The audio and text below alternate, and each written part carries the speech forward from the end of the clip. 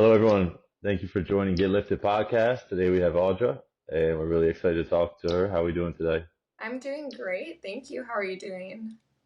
I'm doing good. I'm doing good. Good. Nice to finally officially talk and meet you. I know, yeah, we've been like internet friends, what, for maybe a year, like a Oh 6 month yeah, somewhere around there, yeah. So, yeah, it's been nice to finally meet over what I guess this isn't Zoom, but it feels like Zoom. So, basically the same thing, kinda. yeah. Yeah. Well, awesome. So, how are things with you going now in sobriety and in life? Yeah, I mean, I'm very grateful they're going good. Life has been good. I still deal with obviously struggles of day-to-day life that we don't have like alcohol or drugs to, cope with. So it's been a journey. I can relate a lot, definitely. I definitely like to start off, let you take the floor. If you want to state your sobriety date, touch an overview of your addiction, things you went through, or how you think it started. So we Yeah, could get to know you a little better. yeah, absolutely. So my sober date is 6/24/2020, and it was actually my second time trying to get sober, and I first got sober in October of 2018 when I was 22, and then was sober for 14 months, and I went through two relapses. Basically, just the first one was because I was like, I'm so young, I'm 23, I don't know if I'm actually an alcoholic, and then the second one, I was basically just severely depressed in the middle of the pandemic and wanted to drink again. And it went really bad. Finally, I was like, you know what, I need to change my life. Or in my case, it was like, I'm going to die. Like, mine was very extreme.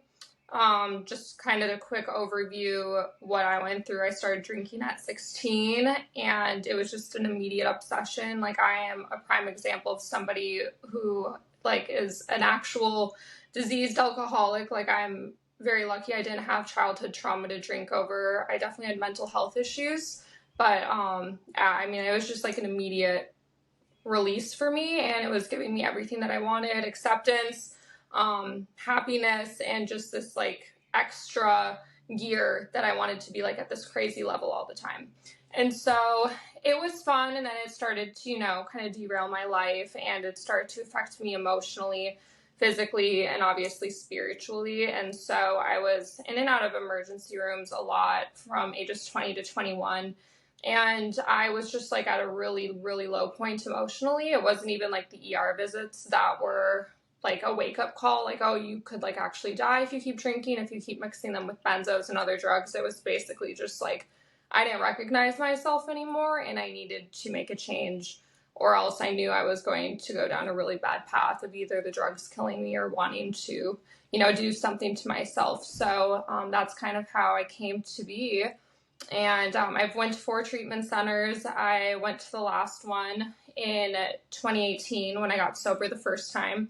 And then after I relapsed, I just started going to AA and seeing an addictions therapist and taking it one day at a time. So I really live by the cliches, and they do work. Yeah, I relate so much. I mean, the first time I tried to get sober, I think that's what got me. I got a little different story, but I got off opiates, and right away I was like, well, I'm like 25, like I could drink, like, and then that taught myself that lesson the hard way. Yeah. But it's Yeah, it's tough. hard. It's hard in your 20s to get a grasp on the disease component of it because it's so normalized. And especially, I'm sure the people you were hanging out with, maybe they weren't being affected as much, or you just thought it was normal, because that was definitely my case.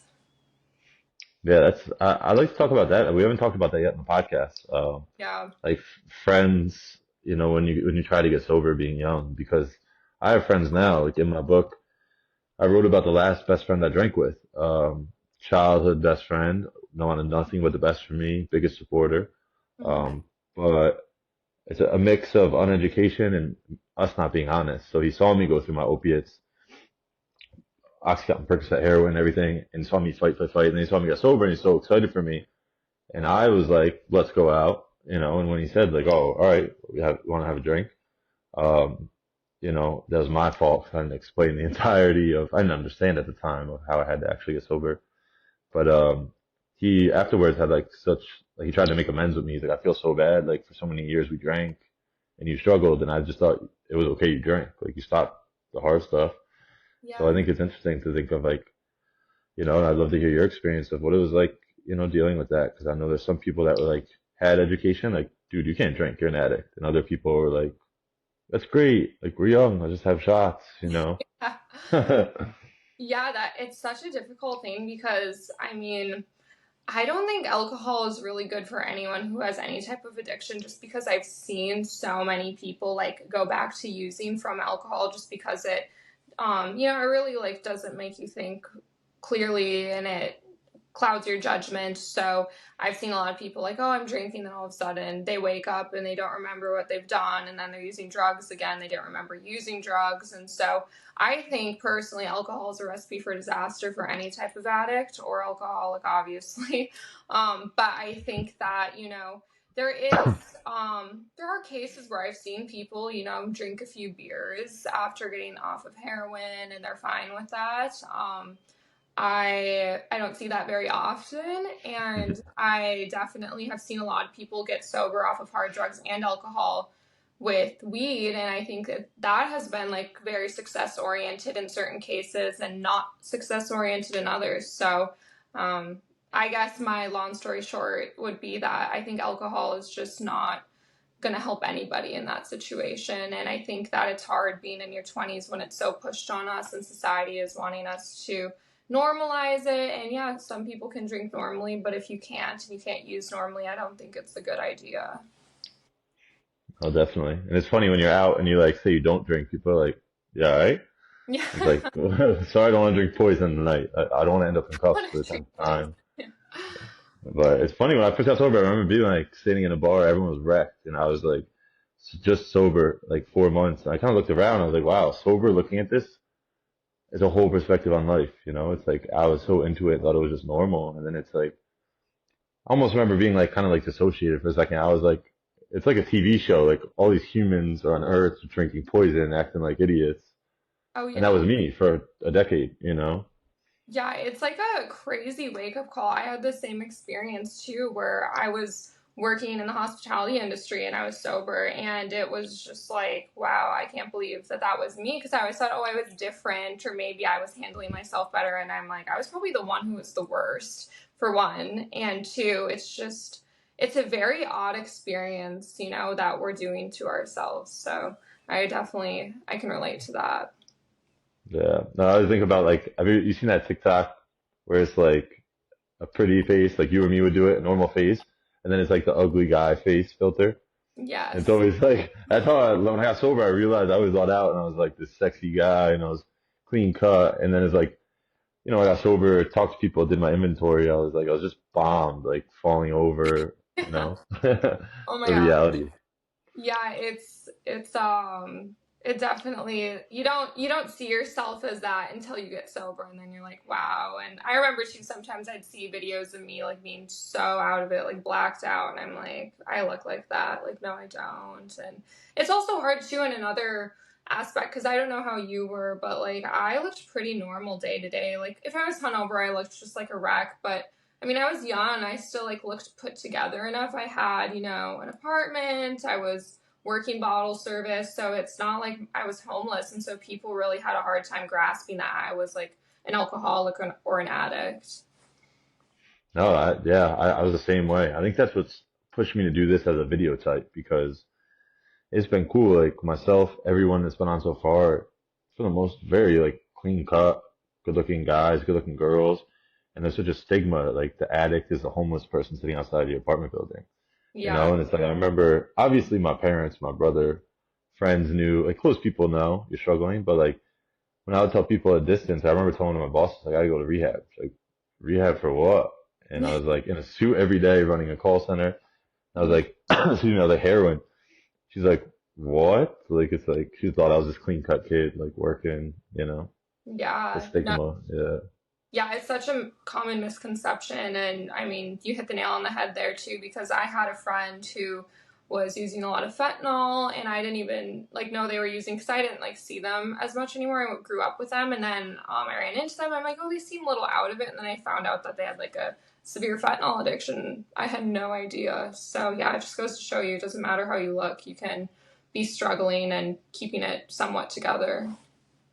Yeah. So it's, I think amazing what we do here and everyone does on social media, just raising awareness. Because I have a lot of people be like, God, I can't even imagine you being like that, like fighting Yeah. people drunk, getting arrested, falling over. It's like Yeah, it's I kind know. of funny.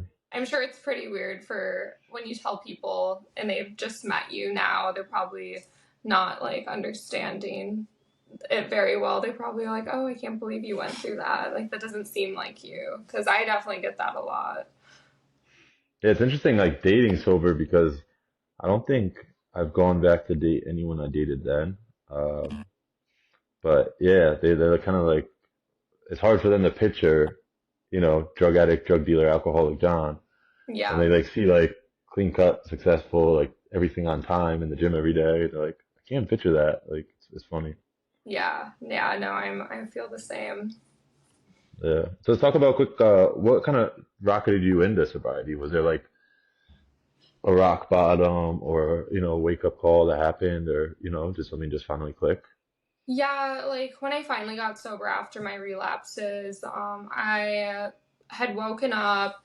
I had like vomit all over my face, not to be too TMI, but that was just like what happened. And I had a bunch of my benzos missing. I had blacked out, I think, at like 6 p.m. the day before. And I was like, you know what? I am playing with fire right now. For one, mixing benzos with alcohol is a great way to die.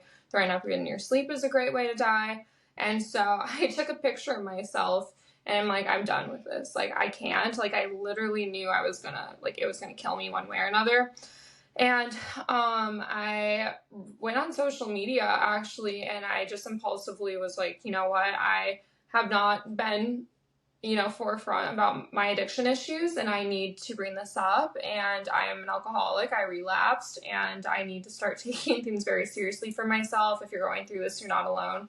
Kind of just left it at that. And I had a lot of people messaging me and being really kind, or like, I'm going through the same, or I have a sister that's going through this as well. And it really helped me to feel like understood. And even if nobody had said anything, I knew that's what I needed, because I really wasn't coming to terms with my alcoholism. I mean, I knew I was an alcoholic, but I just wasn't able to like own up to it. And I felt a lot of shame attached to it. And I'm like, I'm just gonna do this. Like that's what I needed. And so I just couldn't live my life like that anymore. And I didn't recognize myself. And it got, again, for me, it was severe because it was like I could potentially pass away from how I was using. So it was definitely kind of just like a perfect storm, culminating to me being like, I want more for myself. Wow. Yeah, I know that the benzo mix is a dangerous one. I've had some Yeah. rough nights with that. You don't remember any, at least I didn't remember anything. Yeah, no, I did not. It would just be like the worst hangovers. Like I couldn't even move my body. Like you can tell that it's just your system's not meant to take benzos and alcohol at the same time. Yeah. It's neat to hear everyone's different stories though, because it's like some people have an overdose, some people just have. Mine was the same thing. I actually woke up TMI, but like we still don't know the date. But it was my friend's place, and a girl came. I talk about it in the book. She stayed over, and so she was on the other side of the couch. I woke up on the couch, and I was like soaked. So I thought I pissed myself, but there was an empty water bottle under me. My friends still call me piss pants for that. Yeah. That's up to debate, but that was kind of just that moment, and I actually drank that whole next day in the hotel. Yeah. Um, but same thing, kind of just finally wake up call, just like, what are we doing here? So it's Yeah. interesting. That's Yeah. terrible. I I like seeing a lot of people online who haven't hit like a rock bottom starting to get sober, because the conversation is going on so much more, and they definitely don't like alcohol in their life. They don't feel good, and they're able to kind of like reevaluate, because so many people are accepting sobriety more than they ever have. Because I think if it had been more accepting, when I first got sober, which was 2018 and not like that long ago. But honestly, until the pandemic, people weren't really like normalizing this as much as they are. So I felt so much shame attached to it. So it's nice to see people not having to like almost die or like do these things to want to like do better for themselves. Yeah, no, definitely. Do you think that that's a great thing that I always think about and contemplate with people? Do you believe there's a rock bottom, or do you believe we choose our rock bottom? Yeah, that's an interesting question. I think that For me, it felt really like I had no choice in the matter. I mean, I'm sure I could have gone lower, like I'm not gonna deny that, but I think that everybody, I don't know, people gauge things so differently. Like, I'm such a black and white person, so I think I really had to hit like a super emotional low. Maybe it wasn't my fullest rock bottom, but it was in the vicinity. So, Yeah, I think that's huge. Is that I always say for me, it's emotional rock bottom. hmm And I could hang up with you, grab a drink, and I could make a new rock bottom. That's why I don't really believe in like the low rock bottom until you're dead. yeah, But I think for me, I've noticed in myself and just talking to people like ourselves, it's usually for me an emotional rock bottom. It's kind of just like, I can't, I'm sick of it. a But it thousand. is so crucial. Yeah, because Yeah. you hear so many stories of people ODing, pulling, whatever, the needles out from the hospital and going out and using again and then continuing to do that. And they didn't get sober until they're like, I can't live with myself like this. So I think you're spot on that. I've also seen that. Yeah. And it's so important what you said that the the new acceptance because it is kind of I don't want to say sad because we're really like miracle stories because a lot of people don't make it. Yeah. And look at us, we're both young. A lot of people I've had on here, I don't think anyone's been over 40 really. So it's really cool stories, but it's sad that we had to hit rock bottom. But what we're doing is letting people know that they don't have to. Yeah. And I think, like you said, COVID drove a lot of people into their rock bottoms they never thought they would hit. They didn't even know they had a problem. And now a lot of people are just choosing like this isn't a nice way to live, drinking like this, and it's opening their mind a little. Yeah, no, I 1,000% agree with you. I hope that it just continues to be that way because we are really just poisoning ourselves, like you said, drinking poison, and it's quite bizarre when you really look at it. And I don't like to be necessarily all anti-alcohol. Of course, when you look at the science behind it and like how it affects us, it's obviously not good for us. But if somebody can handle it, teach their own. I totally think that's fine if that's what you want to do. But we should not be like glorifying it. Yeah, that's so important. That's what I Mhm. always tell my friends. Like, you want to drink, drink. Like, even if you could do Coke safe or something, that's on you. Like, I don't judge Mhm. other people's life, but I think it is good to be educated. And that's what I'm doing a lot now with my LLC in schools. I'm trying to get into schools to just say, choose your path. You could drink the rest of your life if you want, or smoke weed, whatever, but like, be educated of what it actually does, because even weed, it's like, I don't judge. A lot of my friends still smoke, and it's like, that's fine too, and that's kind of being glorified, but it also kills your brain cells, gives you high anxiety. So it's Yeah. like I won't judge you for doing it, but just be educated. That's not none of these are glory. No drug is this glorious God drug. Yes. Yeah. Absolutely. Yeah. And what did sobriety look like for you? Like when you did get sober, what were the first couple steps you took? Yeah, so after my relapses, it looks different than the first time I got sober because the first time I was in my fourth treatment center, I wanted to be there. It was the first time I really wanted to be at a treatment center, so that was important. But I was still kind of playing it by my rules, and I'm like, okay, I'm going to have treatment, but not AA. And then when I graduated from the program at Hazelden, it was 6 months. I'm like, I'm good. I don't need to do what everybody else has to do. And of course, I relapsed after 14 months, and then. Um, After my second, I need to really listen to everybody. And another cliche, the gift of desperation, I had that for sure. I was just so desperate to change my life that I listened to what everybody said and I just followed what everyone told me to do. I got a sponsor. I went to AA, sometimes multiple times a day on Zoom, but I was going every day and I was seeing an addictions therapist. We worked the steps both with my sponsor and with my addictions therapist. So I mean, she was telling me to do things like make my bed every morning, write down that I want to read a book this week so I can build my self esteem and, go over what I've expected for myself so I continue to build my self esteem. Like doing these small little things really just helped me. And I also stayed away from any drinking related events, like even dinners. I wasn't around any alcohol for the first 6 months, which for one was easier during the pandemic, two was kind of extreme, but I know I needed that for myself, and I was again desperate to do whatever I could. So really the desperation is what carried me through success in those early days, and honestly still continues to carry me because I know that it's not something I can just relax and be okay with. Like I have to always be working on myself. Awesome. And do you think that are like 12 steps and meetings still part of your life today? Yeah, I actually have my home group tonight. So I go on Sunday nights here in Los Angeles, and it's an amazing group of young people. And I think a lot of people get turned away from AA for multiple reasons. I know people from like my hometown do because there's not really young adult groups, and it's kind of unfortunate, but I get it. Like in Fargo, North Dakota, a lot of young people aren't getting sober. But there's so many different Zoom groups, and I don't know. I love AA. I think it saved my life, and I really enjoy the community aspect of it.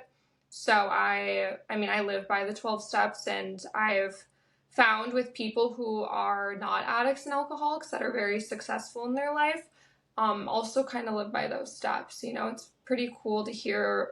I have somebody close to me who has never drank or tried drugs in their life, and they basically live by the 12 steps and they didn't even know the 12 steps. So it's really reinforcing in a good way to know that that is like a recipe for success. And it obviously is, because I'm sure you see, you know, I don't know if you go to meetings or anything, but like people who've worked them and they have long-term sobriety because it does work. Yeah, I think that's so such like a that's something that's just I don't know why it's been pissing me off in my life lately. It's just like I'm I'm like I said like 30, 45 minutes from New York City. Mm-hmm. Um, Small town, but not like country. Probably not like North Dakota or somewhere, but like, but not New York City. You know, like right away from it, suburb. And it's like I'm well known in both sides of my story. So like obviously my dealing addict days are well known. Can't really hide it. Everyone knows you. And now I've been very vocal. I gotta say I commend you too. And it's so weird that like that's what's cool about this is like you become like TikTok, social media friends and sobriety. Yeah. They don't know your story, and now I get to hear it. And that's I did the same. That's how Get Lifted and everything got started. The book. I just had a little different, but I had three friends die in a week during COVID, and the grief was like eating me up, and I thought I was gonna relapse. So my friend was like, step 12, like service, but I was pissed that I was home. So how I can't go to a meeting, can't speak at detox, so I started posting, and that's how this all. So kind of the same, little details different, but same thing. One post, and I just was like, wow, I can help people on here. Yeah. Um, What's been pissing me off is that not pissing me off is that somehow I'm working with my sponsor is you know I have a lot of people that reach out for help.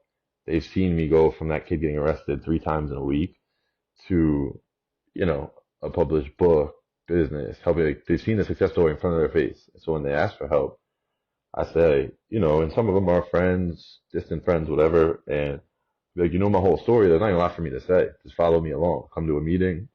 Like whether I could sponsor you or we're too close, I'll get you a sponsor. Do the steps and watch what happens to your life. And there's that stigma of like, oh, it's religion. Or, I don't know about AA. So it's like you see the proof is God made me the proof, you the proof. You know what I mean? The people in the rooms. It's like just follow, but there's that weird stigma. Yeah, I know. I am in the same boat.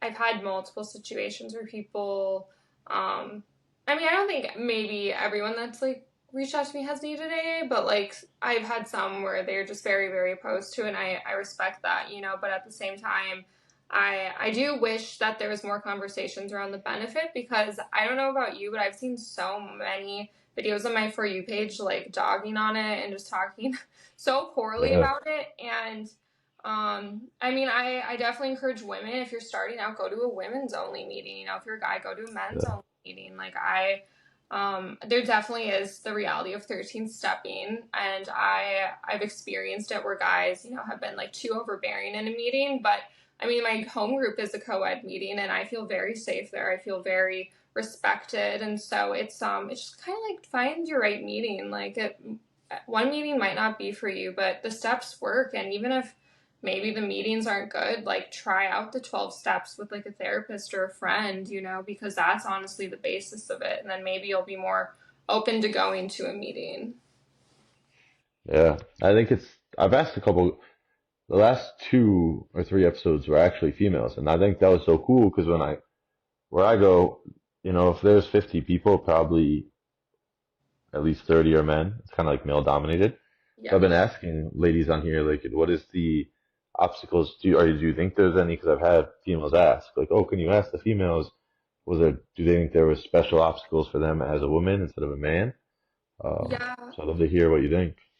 Yeah, and the home group I go to too is probably like I would say 65 to 70% male as well, and I've seen that just like reoccurring through any co-ed meeting I've gone to. And so I will say that I was entered into that meeting through a friend, so I kind of like had a safe zone and was going with my friend, and then now I just go alone, and my friend sometimes still comes, but they I think that women definitely maybe just don't feel as safe in those. I don't know exactly why that happens all the time, but I think that just going to a women's only meeting can solve that issue, and then maybe trying out a meeting with guys too. So it can be tricky as a woman because they might have trauma with men or stuff through their addiction, and maybe they just have this idea about it, and then if guys are like coming up to them or hitting on them, it can make them feel uncomfortable. So yeah, I think just trying a women's only meeting is probably good for anyone who's like hesitant or even just first off starting and wanting to go to a meeting. Yeah, and I think that, and I appreciate you touching on that. I think that it's good to find one if you can, like even if for maybe for women that start a women's week meeting, and once you get that little network, be like, what's a good long-lasting meeting around here? Because I know there's one like towards the city that way that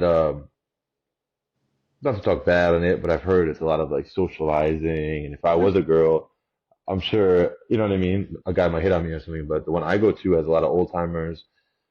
It's a tight knit group. I mean, there's new people coming all the time, but there's like people like me that have been there for 7 years. There's people that are 50 that have been there for 20 years, and they kind of protect it. Like we've had a guy come in, and you got to realize we're also dealing with mental illness. So some of these people are still drunk. Some of these people still have serious issues.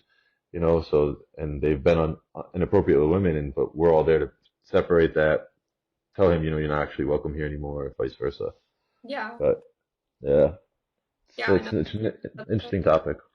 Yeah, and again, I think that just one meeting, even if it's not good, it doesn't mean that that's how all meetings are going to be. And like you said, you've seen a bad example of a meeting maybe for a woman to go to, and then a good example. So it's kind of just trial and error. And if you can get somebody to go with you, I think that's also helpful. Yeah, I just had a talk with someone that was like, "Well, I went to a meeting one time, it was terrible." I'm like, "All right, so if I give you a bag of Coke, it's not great. You're gonna call me next time you're drunk for another bag of Coke. Like, try a different meeting." Like, Yeah. It is so funny the mindsets that we adopt when we get sober, because when we see how just irrational and crazy we were acting in addiction, it's like, okay, I can devote 1 hour of my week to this. People are like, oh my gosh, I have to go do one meeting a week, or like I have to do this. It's like, well, think about how much time you spent doing that, whatever in addiction. yeah, no, for me it was like when people ask me all the time, "What do you think is like the biggest thing, superpower or benefit of getting sober?" And I'd love to hear yours too, but I always tell people, I mean, there's health, fitness, you know, um, not dying because of it, like the obvious stuff. But I think the biggest thing is reality. I thought I was so in such a reality, and it's like you said, someone we could go to a meeting. I'm like, oh my gosh. But then like, I remember one time I was sitting and I left my friends, and it was like a crazy night out. I was like 8 months sober, and I got home and I knew they'd be out till like 6 a.m. When I Hmm. got home, I was like, damn, I was complaining about an AA meeting, but I would spend 12 hours just doing blow, drinking all night. Like, Yeah. 12 hours of my life for one night of partying, but I won't go take care of myself for 1 hour. And that's the blessing of sobriety is like that clear mindset, that spiritual wellness of like, that doesn't make sense anymore. No, and it's so true what you said. I mean, I so relate. And I mean, I'm not gonna like sugarcoat it. Like when you get sober, you have to devote your time. Like if you want to be successful and happy, like you have to devote hours of your week to doing work. It's not like you can just don't flip a switch and you're good if you're a true addict or alcoholic. So yeah, just putting it into perspective like you just did, I think is really helpful. Yeah.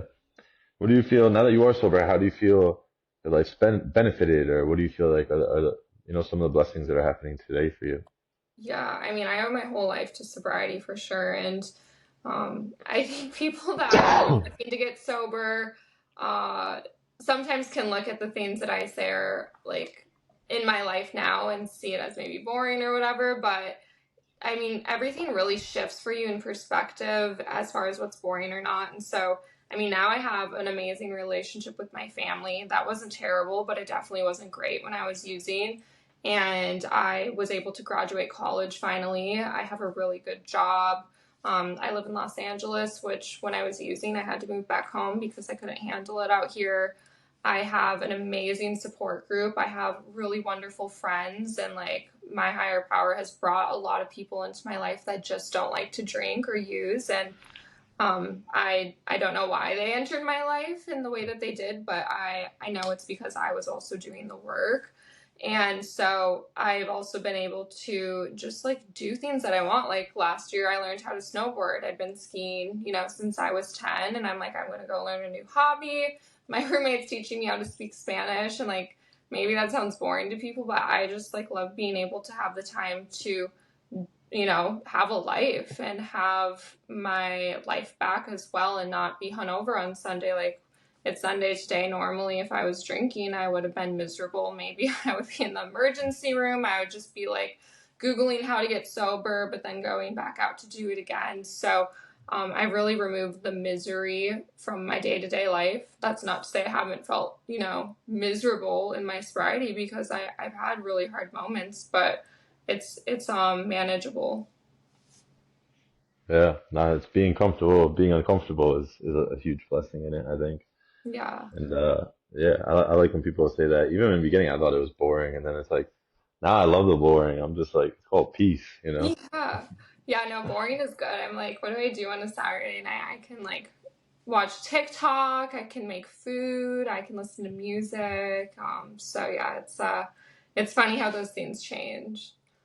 Yeah, I remember like this is my first place I've ever actually had in my life, other than couches, my parents' house, trap houses. I Yeah. had like a Saturday night doing nothing last summer, and I literally almost cried because it was like the first time that like the Yankees were on. I had the windows open, and I was like, "This is good. It's my Saturday night," and like that peace and serenity meant the world to me. Wow, I love that. That's amazing. Yeah, yeah, it's the blessings, and the good thing is we still do have fun. So let's talk about being in LA, and I think it's your job has you out a lot. What is it like staying sober? I see you like on the front row of NBA games, in clubs and stuff like that. What are Yeah. some tools that you use, or what is it like staying sober through that? Yeah, so I mean, I'm very grateful. I have an amazing job with a talent management company, so I definitely get to be a part of the entertainment industry, excuse me, out here in LA, and I have a lot of connections and a large network from just working bottle service for several years, and so I still have access to doing a lot of fun things if I want to do, and I showcase it on Instagram, and it is fun. Like I love doing that. Like, and I can genuinely have a good time. I don't love going to the club. Like I really don't. And honestly, when I was drinking, I didn't love it as much either because I worked at a club. But I mean, I can go like hike at Runyon here, and I mean, there's so much to do in Los Angeles. I can go out to a great dinner. I can go to brunch. I can go vintage shopping, and so I have a lot at my disposal, and I like to stay active, and that's why I wanted to live out here because I like to have a lot going on. So I guess what keeps it fun is just the fact that I'm like, you have to just learn to truly enjoy yourself, and for me, I really don't think I was truly enjoying myself until the second year. And I don't know if you know what pause is, like post acute withdrawal syndrome, but it's where it takes your dopamine like 6 to 24 months to fully level out and like produce normally. Not saying that you won't enjoy your life prior to that, but like I definitely was on the latter end of like the 24 months. So it was tough for me to enjoy things at first. I'm like, okay, I'm not mad, but I'm like not necessarily like super fulfilled yet. But as I kept going and kept doing the work, I was like, okay, wow, I'm actually like feeling comfortable in my skin to talk to people. Like I can go out and do this, and I'm the most confident I've ever been in my life. And I worked still hard to like love myself, but like I think I'm in a really good place, and I think that that's what allows me to have fun doing the things that I do. Yeah, I correlate that like numb feeling for a while, and when you first get sober, it's like don't feel terrible, but I don't really feel joy and peace, and. Yeah, Like, and I think that it's good because I've seen, some people talk about it but I think that it's important for people to know too that it's like, it's not always like a fun experience getting sober because I think people just think it's going to be this amazing new life. Everything's like perfect and it is amazing, but it's like, it's hard for sure. It gets very hard and it can get very lonely at times, especially in the early days, but it gets way better and it just keeps getting better.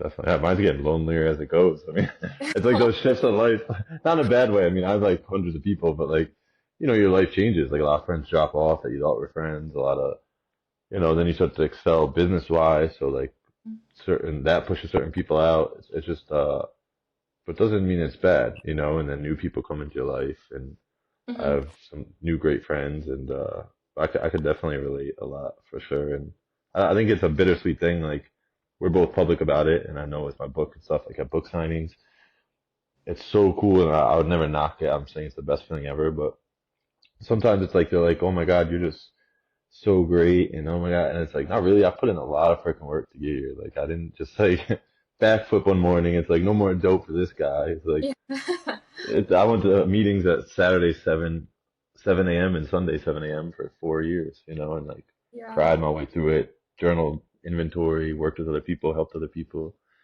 So I think Wow. it's good that you talk about that.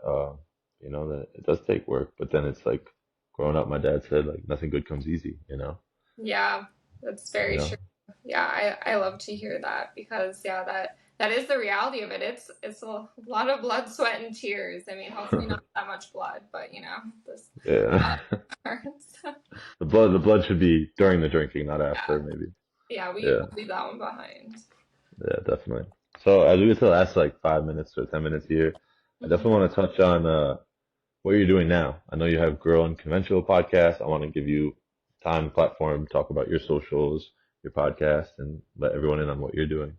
Yeah, so I have my account Girl Unconventional, and that's separate from my personal account. And I waited a year and a half to start it after getting sober because I was not, I don't know, I just wanted to focus on myself. I'm like, I need to really like get this under my belt enough and I need to feel really comfortable about talking about this, but I knew that I had to because there was definitely a few accounts when I first got sober that helped, but like it was not being talked about enough. And I'm like, I mean, I just need to start talking about this one for myself too.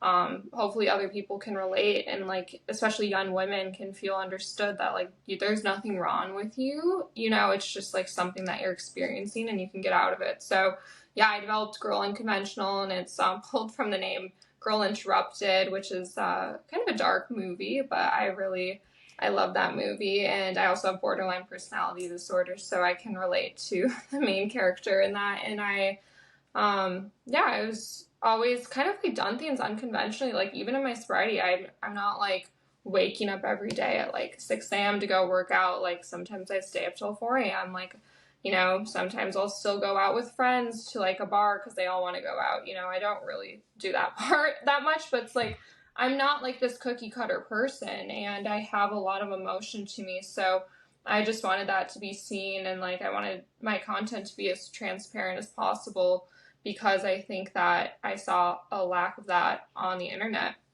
And now there's so much of it, which is amazing. And so, yeah, I created a podcast too about 6 months ago. That's been a work in progress, but basically just showcasing people and their stories and different topics of mental health and addiction and wellness. And it's really brought me to so many amazing people like yourself. And it's so cool to have like all these amazing internet friends and just see everybody supporting each other. And I'm sure it sounds so cheesy to some people or whatever, but I love it and it helps me. It really helps me in my own recovery.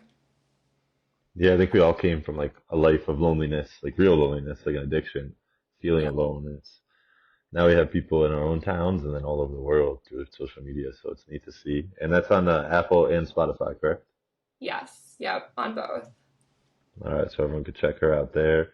And I think it's I'm gonna listen. I listen to one because I've been swamped in my stuff, but I'm gonna listen to more because I think that was a big thing in mine. I remember being in rehab and they're like, you can't go to bars, you can't do this, you can't do that, and Yeah. that's been a big thing of mine is proving to people like I'll be in casinos.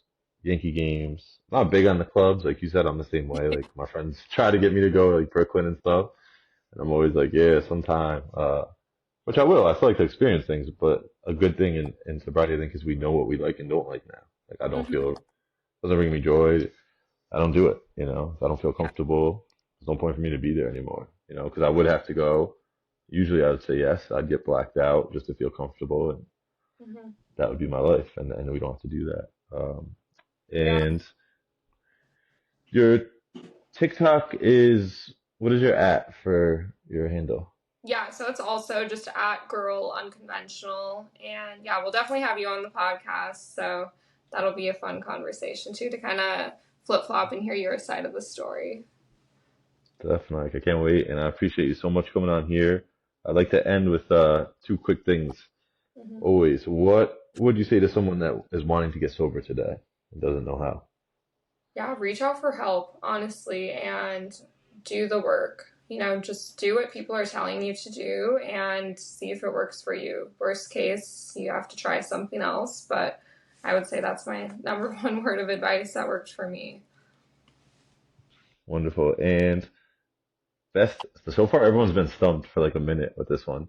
Best Okay. advice you ever heard, like life advice or anything. Mm, that's so hard.